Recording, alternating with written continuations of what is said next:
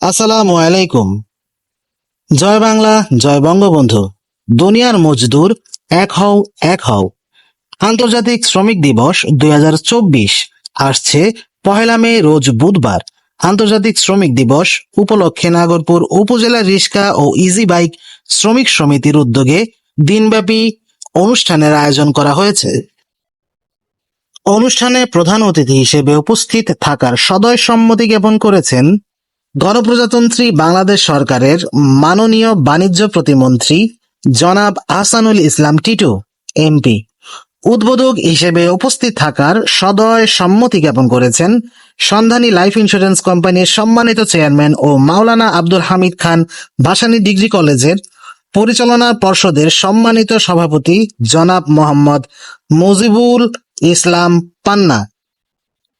উক্ত অনুষ্ঠানে আপনারা সকলেই আমন্ত্রিত। সভাপতিত্ব করবেন জনাব মোহাম্মদ আব্দুস সালাম মিয়া, সভাপতি রিক্সা ও ইজি বাইক শ্রমিক সমিতি নাগরপুর উপজেলা শাখা। সঞ্চালনায় জনাব মোহাম্মদ রাসেল খান, সাধারণ সম্পাদক রিক্সা ও ইজি বাইক শ্রমিক সমিতি নাগরপুর উপজেলা শাখা।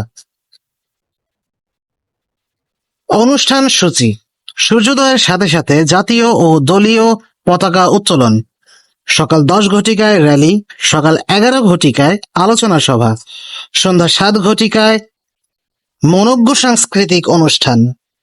স্থান: নাগরপুর সরকারি কলেজ মাঠ।